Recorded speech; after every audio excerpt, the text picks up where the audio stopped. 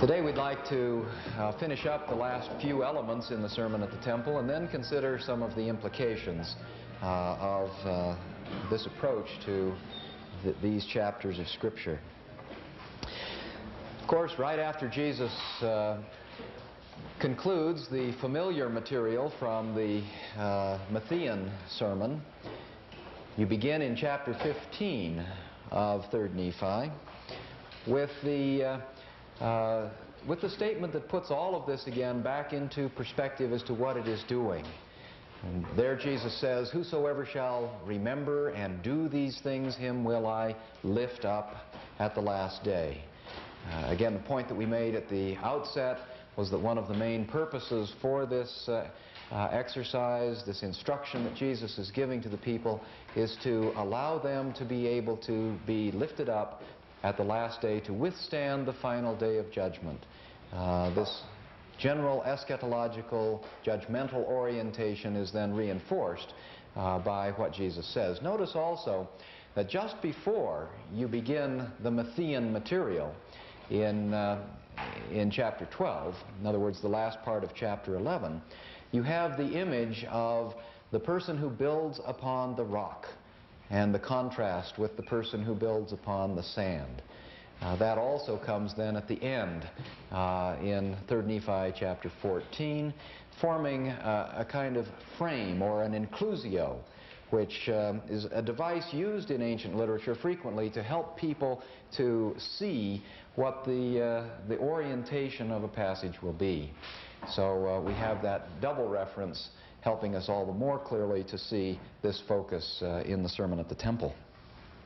Chapters 15 and 16 then move into what I would just term a lecture on the nature of the covenant. Here Jesus responds to some of the questions that people have. They're not sure how it's possible that the law of Moses, as we discussed in the first lecture, could be entirely fulfilled when there are still a number of outstanding prophecies and promises that obviously have not yet been completely satisfied. Jesus explains how that will be, how the law has been now transformed, but all of the promises that God has made, of course, are not yet materialized, and they will be brought into effect both for Israel as a group and for individuals personally in due course. Point number 42, at the conclusion of that lecture, the beginning of chapter 17, Jesus then again turns his attention to instructing the people further as to what they should do. The first instruction, chapter 17, verse 1, is that the people, if they are going to comprehend what he has said, must ponder, must go home and think about the things that have been said and done. I think that's an important instruction that tells us that there are deep meanings in what Jesus has given, just as the temple for us is something that is never exhausted, that you must always ponder and think and pray about. So Jesus instructs his people that that's what he wants them to do with this text. It's not just a matter of doing and listening and remembering, but also pondering and internalizing and thinking about very deeply. Item number 43, in verses 5 to 9 of chapter 17, Jesus then calls the people to bring any of the sick or afflicted that they might have so that Jesus can bless them. We have then the touching scene of Jesus blessing all of those in this multitude who had any affliction or handicap or any kind of illness. A comparable function, I suppose, is served in our own temples by the prayer roll, which is placed on the altar for any of the sick or afflicted or any people who need special blessings. It seems to me that Jesus turns to a similar function. It's interesting to me, although this is certainly not a part of any kind of ritual that would be then given by Jesus to the people, that they turn around and reciprocate to him with the washing of the feet. Not with ordinary water, but they wash his feet in their tears because of the gratitude and the love that they have felt for him, having spent this day or whatever time it was with him. Point number 44, Jesus then turns to bless the parents and the children. We frequently hear of this material. It's used in many primary meetings and primary in-service lessons to show how Jesus loves the children. We overlook, however, the first half of the blessing when we do that. The first thing Jesus does is call the parents, and he blesses them. It's interesting to me that there's some discussion given, although we can't be very sure of exactly how the people positioned themselves or where they were, but the text talks about these people being round about Jesus. Jesus is in the middle somehow, and he calls, first of all, the children to be brought to him. It seems to me that they would have, as children naturally do, just thronged around him, just encircled him in kind of an internal circle within the multitude. And then it says the parents stood around the children, all round about them. So it's almost as if you have Jesus in the middle with a circle of children around him, and then the parents encircling them. After Jesus blesses the parents, and then he turns to the children and blesses each one of them. I think it's significant that the text says, after he concludes this blessing, that he turns to the parents and says, "Behold your little ones." It seems to me, and I just suggest this for your pondering and thinking about, that Jesus is doing something more here than simply saying, "Look at your little kids, aren't they cute? Aren't they cute little guys?" He's saying, "Behold your little ones." In some sense now, I think they are their little ones, in a sense that they weren't prior to the time this blessing was given. At that point, you remember that the parents witness what has gone on, angels descend and minister, and thus this portion of the sermon at the temple is witnessed by God, angels, and the parents as witnesses. The suggestion, of course, is that some form of priesthood blessing has been given, which now brings these families together in a special spiritual way. They would never be the same as families in any event, having experienced this great event together as a family unit. In chapter 18, we turn then to point 45, where Jesus will give the people a new name. The new name that they are given is the name of Christ, which they take upon themselves by way of covenant. It's interesting that we now encounter the Eucharist, the sacrament, where Jesus divides the congregation into the groups and has the disciples minister unto them, giving them each the bread and the wine as tokens of his body and blood.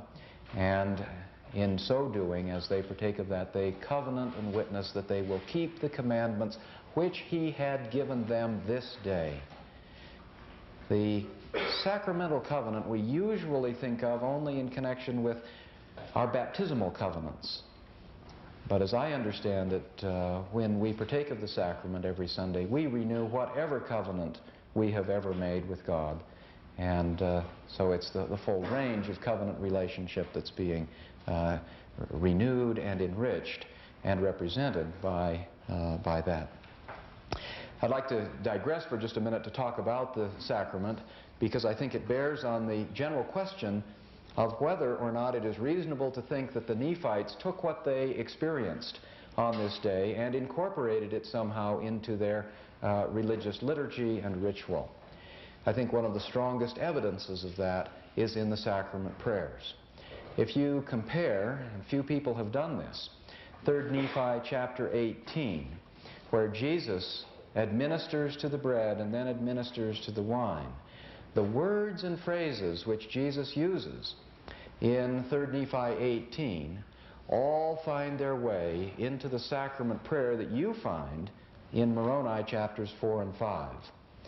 That they will take upon them the name of Christ and always remember him. Now in 3 Nephi 18, it's all cast in the first person. Jesus, of course, is saying that you will keep the commandments which I have given you, that you will always remember the body which I have shown unto you.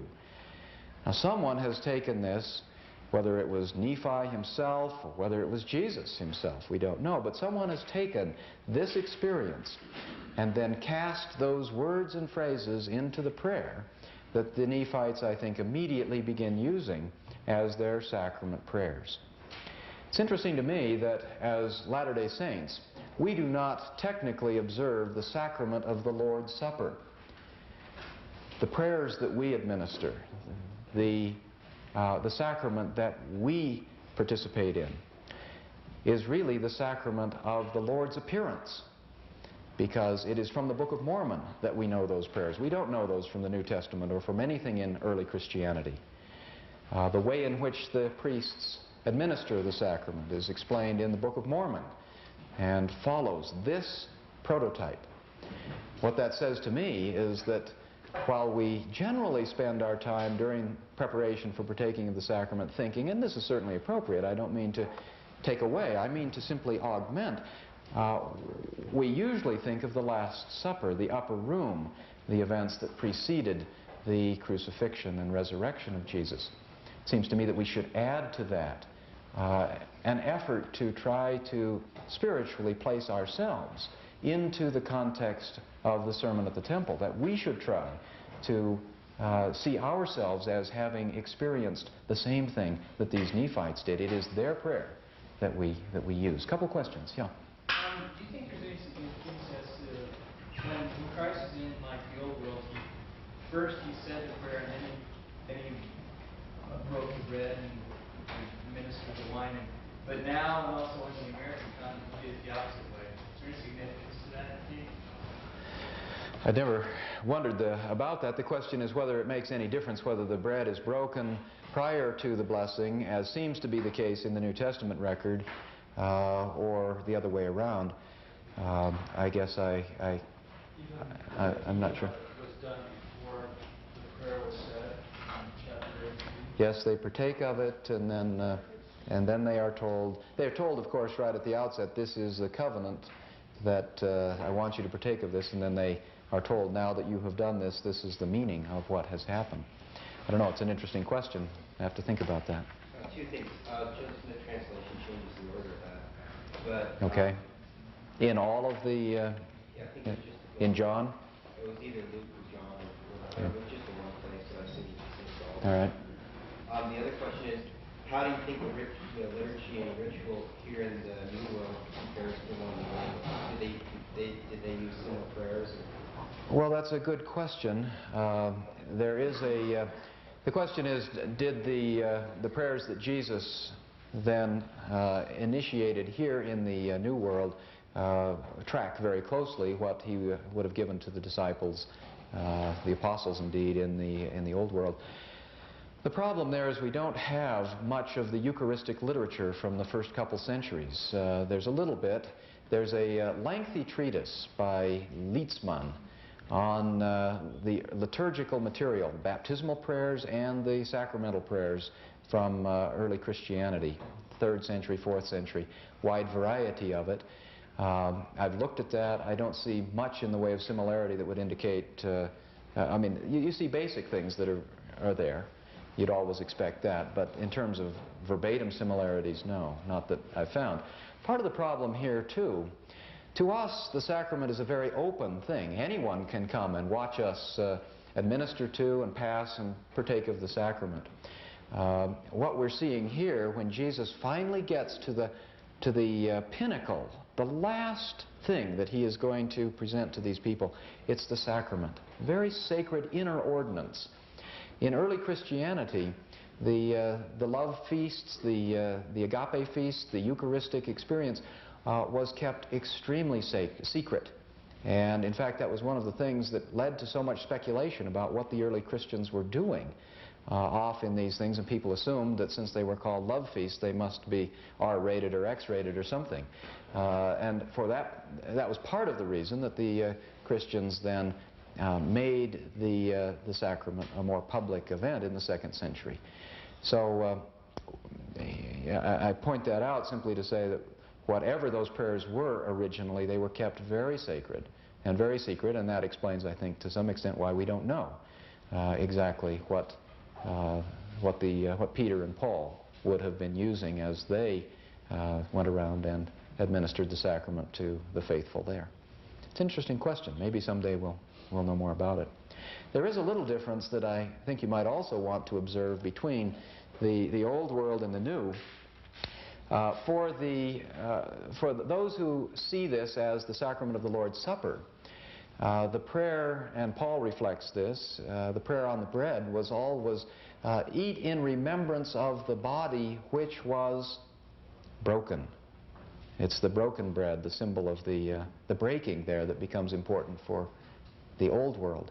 But in 3 Nephi 18, if you look at verse 7, what does the bread symbolize in the memory of the Nephites? You should partake of the bread in memory of the body which I have shown unto you. See, for the Nephites, they didn't see the breaking as John and James and Peter did, and Mary and Martha, and those who were there at the cross. For them, it was a symbol of the resurrection, the life, the blood, the bread of life. So, a little different orientation. You might also want to just note and put this in the hopper to think about as well. And that is although we don't celebrate the sacrament today in our temples, in the Kirtland Temple and in the Nauvoo Temple, that was standard. In fact, as a part of the dedicatory service for the Kirtland Temple, after Sidney Rigdon finally got through with his, 2.5-hour sermon. Sidney was into long sermons. They broke for the afternoon and came back, and following the dedicatory prayer and a number of testimonies and speaking in tongues and so on, then the 12 apostles administered the sacrament to all who were present. That was also done in the Nauvoo Temple. We move then to point number 46. After the sacrament is administered, Jesus then gives the people instruction about the importance of continuing worthiness, that no one is to be allowed to participate in the sacrament, and by that I would understand all of the ordinances and instructions leading up to and a part of the partaking of the sacrament.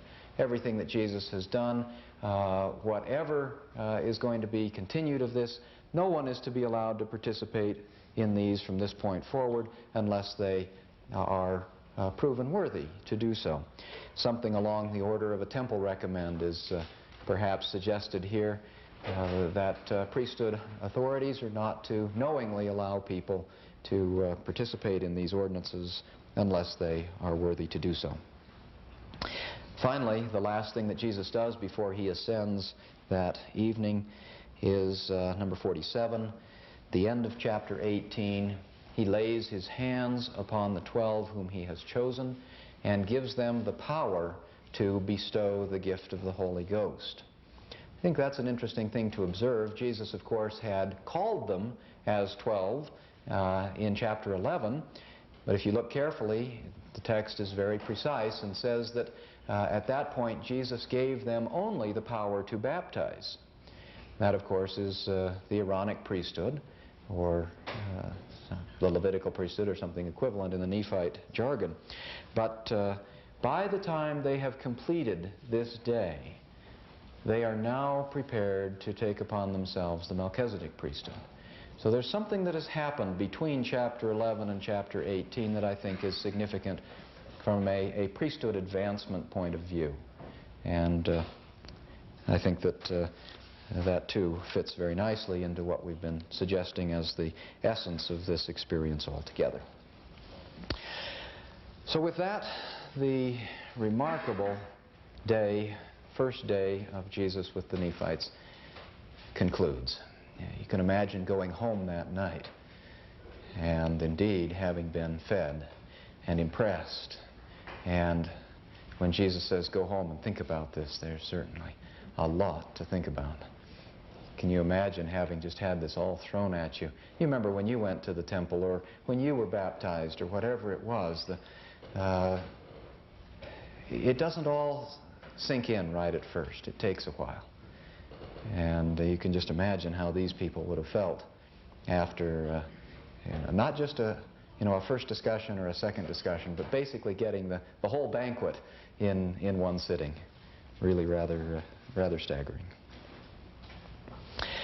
I'd like to turn my attention now to the assignment that I asked you to think about, and that is just a question of implications of this.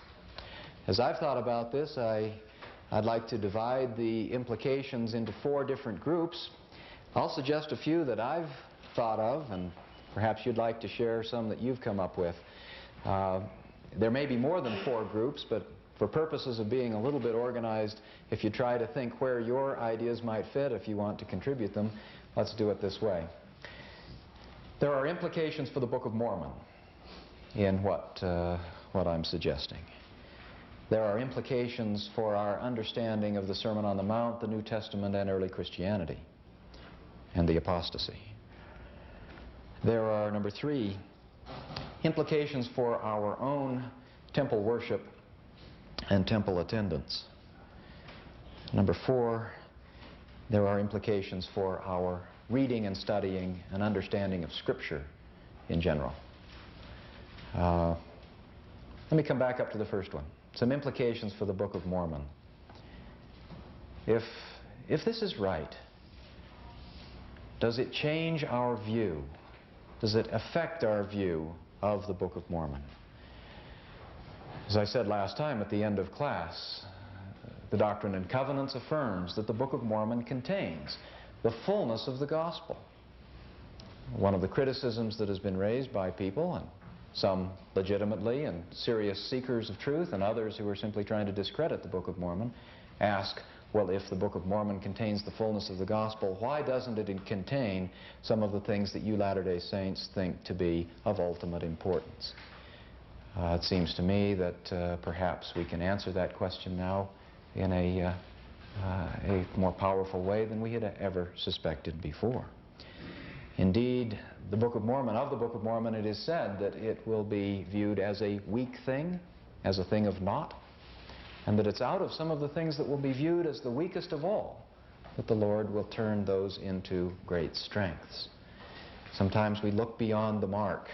There it might be right under our nose, and yet we don't see, we don't perceive. Our eyes and ears are not attuned, and we're not ready, or maybe it just is that it's not the time for those kinds of things to be brought forth. I don't know. It seems to me that there's some implications here for the translation process of the Book of Mormon. It has been suggested by not only critics of the Book of Mormon, but some very astute students of it, including B.H. Roberts and others, that when Joseph Smith got to certain portions of the text, after all, translating was a very difficult process, that he would simply open his King James Bible and, you know, if he found that, oh, this is good enough, Jesus gave some kind of sermon, what kind of sermon might Jesus have given? Well, we just take and kind of crudely splice into the text a body of material known because, after all, it seems to work. I find that to be now a much less likely explanation for the similarities between the King James language and indeed the King James translation of the Sermon on the Mount than I had before. It seems to me to run against any likelihood that these materials could be worked into a coherent whole from chapter 11 to chapter 18 in the way that we have seen it work. That it fits exactly into that kind of context so neatly, if indeed this is just some kind of expedient or crude kind of incorporating of foreign material that doesn't belong. But more than that, it also seems to me to fly in the face of a lot of historical information about how the translation took place. And we probably, in this light, now need to go back and think this through one more time. At least the testimony of Emma in 1879 was emphatic that Joseph never had notes or books or any materials in front of him. David Whitmer in the 1880s, and I recognize these are late testimonies. Nevertheless, they are by people who were present and understood and saw this process of translation. To them, they never saw Joseph Smith using any other books or notes, and if as was the case in most of the translation of the the book as we have it, Joseph was using the seer stones with his head in the hat. Very difficult to put on the table anywhere into that kind of configuration a book that he is somehow, you know, pulling out and using. People say, well, what about the curtain? Wasn't he sitting behind a curtain so that he could deceive everyone? No. Emma and others, Oliver Cowdery's wife, Elizabeth Ann Whitmer Cowdery, testifies in correspondence that you know, would have no reason for being prejudiced, that she often sat and saw them translating. Yes, there was a curtain, but the curtain was only over the door to prevent people, at least in the Whitmer farm, from breaking into the room and surprising the people who were working. There may have been a curtain between Joseph and Martin Harris when the 116 pages were translated. And all of the description of the curtain stuff comes from some early statements that were attributed to Martin Harris, and some of them coming through Charles Anthon. So it may have been that when he was using the Urim and Thummim, a slightly different method of translation was in place, especially if Martin Harris, as the Book of Mormon, as the Doctrine and Covenants calls him, that wicked man, was not yet one who the Lord wanted to see the plates or the interpreters. That would make some sense. But for Oliver Cowdery, there would be no reason to withhold from him a view of these things, partly because when Oliver, and you can find this in the Dean Jesse's collections of the personal writings of Joseph Smith, Oliver Cowdery received himself a vision of the Lord and of the plates prior to the time that he joined Joseph Smith. It was in March of 1829. He had that vision, and the Lord said, I want you to go and be his scribe. And that was why on April the 5th, Oliver Cowdery shows up in Harmony, Pennsylvania to help Joseph. So he had already been certified by the Lord as one who could see the plates. I think that that might explain some of the difference there. In any event, I think that the accounts that we have then of how the translation took place supports the idea that what we have here is in fact a more literal representation of what was actually on the plates than just some kind of nebulous general interpretation.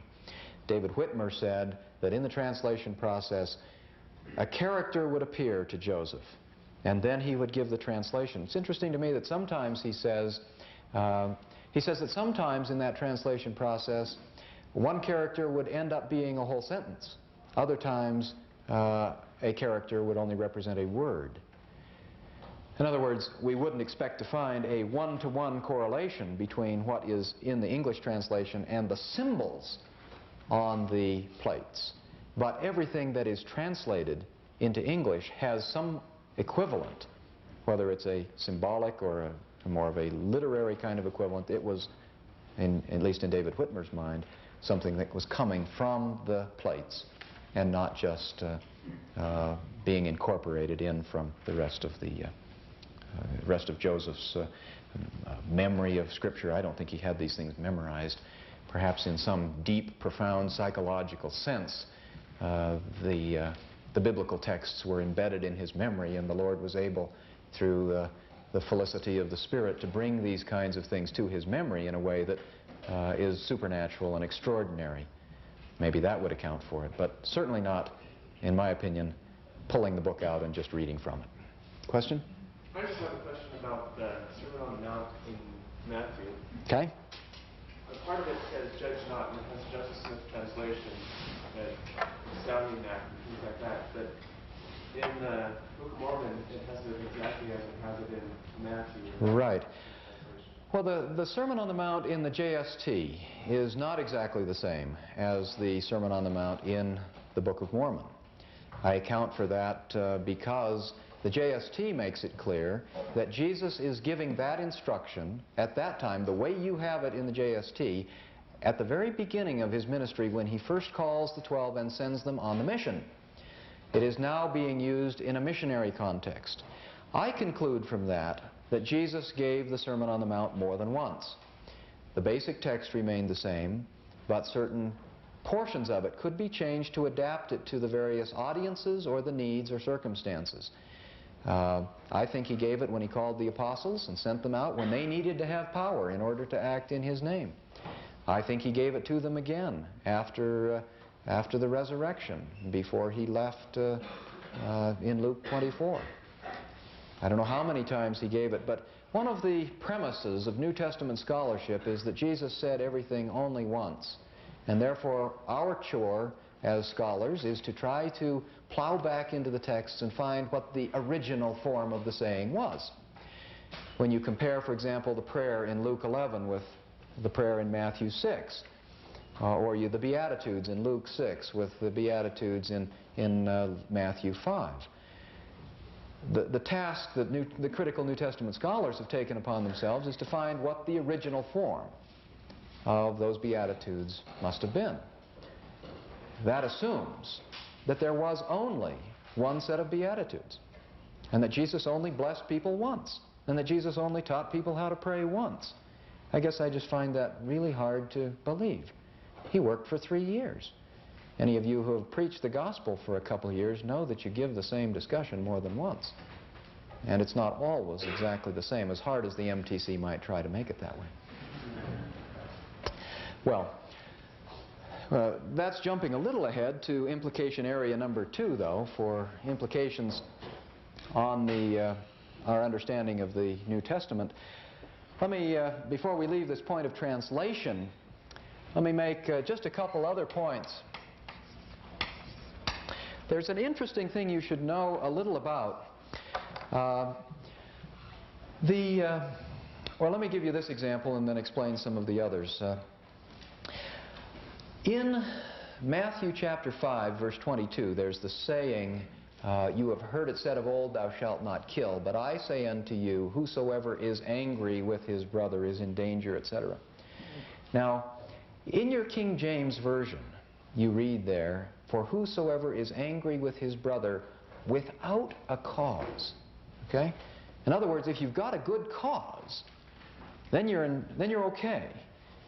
But if you are angry with your brother without a good reason, then you are in danger of the counsel and the judgment and so on.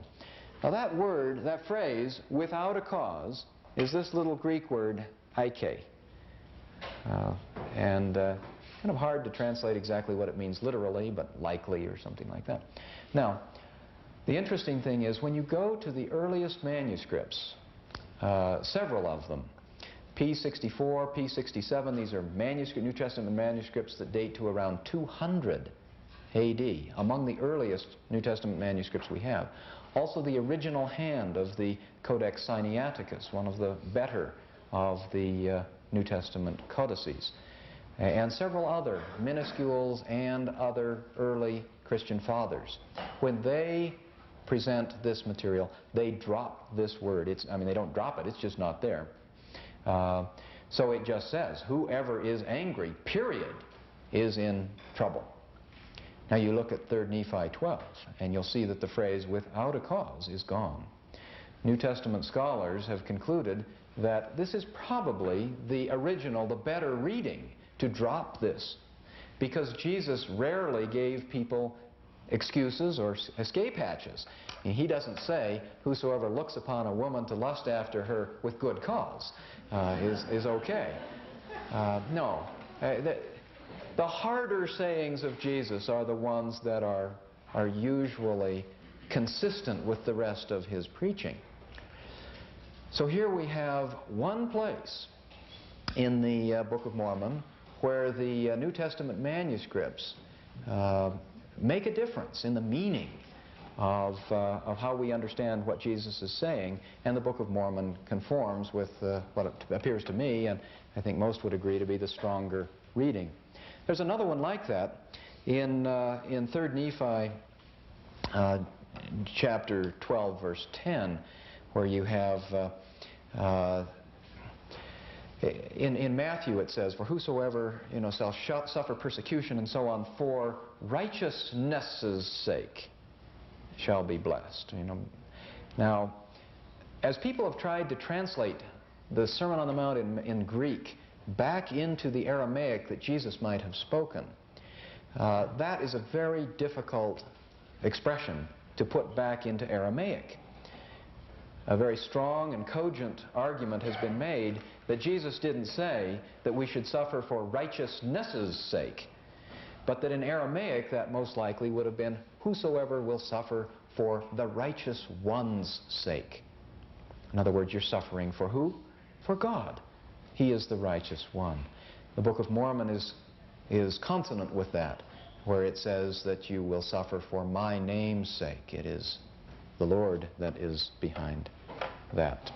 Now there are about 10 other significant places in the Greek manuscripts where it appears that there were some differences in the early manuscripts. They're significant from a very technical kind of textual point of view, but they don't, in my opinion, result in any difference in the meaning of the passage. In other words, some places the Greek will say, whoever is angry with his brother. In other places it will say, whosoever is angry with his brother. And some places will just say, who is angry with his brother? Well, there we have some textual confusion. Was it who, whoever, or whosoever? But does it matter in English how you render it? I can render that any one of those three ways into English and then ask you to tell me which of those three in Greek it originally was, and you can't tell. You could render all three of those Greek expressions with the same whosoever in English. And that's the case in, I believe, in all of those other places where we have variants. The one place where it does make a difference, the Book of Mormon delivers the needed translation. Well, other implications that occur to you for the Book of Mormon, its meaning, its message? Yes?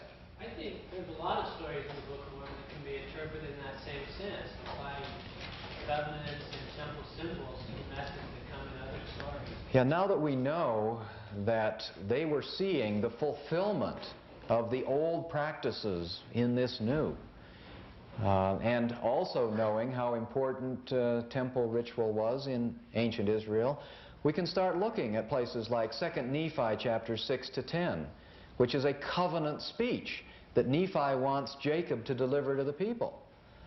We can now look at Mosiah chapters 1 to 6 with a new set of eyes, which of course has a lot of similarities. The covenant language in chapter 5 in Mosiah is directly related to the language that we have in 3 Nephi 18. All of the promises, taking upon yourself a new name, promising to remember him always and keep his commandments which he has given you, those phrases are right there in Mosiah 5. Also, look at Alma chapters 12 and 13, where Alma is describing a manner in which priests after the order of the Son of God are ordained, a manner in which they can look forward to the atonement of Christ. It's a symbolic type of ordinance, more going on there than just a simple ordination by the laying on of hands. Yes? One thing I noticed is that the way in DC 84 talks about Moses trying to preach the gospel to Yes. the rejected parallels 3 Nephi very closely, the way he's trying to prepare them to see the face of God. Yes. He gives them the law and they reject it. Yeah, you're looking at Exodus 19, the washing your clothes and preparing, and of course they chicken out at the end, but say, Moses, no, you go do it. And also the law given to Joseph Smith in DC 42 also parallels very closely. When he actually says Yes. the gospel refers back to the Book of Mormon. That's right. And the things that go on are almost identical. That's right. So the D&C 42, which is known as the law, these are the rules by which all people who participate in the new and everlasting covenant are bound, and notice the similarities there again to the Ten Commandments and basic teachings that are present in all of these texts. It's a good point. Any other Book of Mormon implications? One of the theme songs, of course, of President Benson's administration has been that we still labor under a condemnation because we have not remembered the new covenant, even the Book of Mormon. Look at the phrase there in the 84th section, verse 57. The problem is not that we have forgotten the Book of Mormon. problem is not that we don't know the story of the stripling warriors and so on. The problem is not that we don't have Arnold Freeberg paintings etched in our minds. You know, we remember the Book of Mormon in those kind of ways. But what the Doctrine and Covenants tells us we must remember is the New Covenant, even the Book of Mormon. And of course, one of its purposes is that we might know the covenants and know that we are not cast off. That's right on the title page. So perhaps we need to attend much more to the understanding of the covenant relationship that the Book of Mormon is trying to create between us and our Father in heaven and Christ. All of these kinds of texts work into that objective. Well, what about implications for the New Testament? If what we're saying is correct about Jesus' teaching, what does it do to your reading of New Testament materials? Any things that go off there? First of all, what about the composition of the Sermon on the Mount? The idea that Matthew, late in life, sat down and pieced together out of his scrapbook, his treasures of truth or whatever he kept, little sayings of Jesus kind of on the order of the Gospel of Thomas. Well, it seems to me that when you have a Socrates, a Jesus, a Buddha, whoever it is that stands as the fountainhead of a powerful new religious movement or ideology or philosophical school, it is rarely the followers who come traipsing along behind, especially when they're fishermen, who somehow impose upon these miscellaneous sayings a coherent order. Somehow we have this view that, and maybe it's created by something of an enamorment with evolution, that things always start out simple and then get complex. And therefore Jesus' gospel must have started out with simple sayings, and then the complex structures were added ecclesiastically after the community was somehow formed.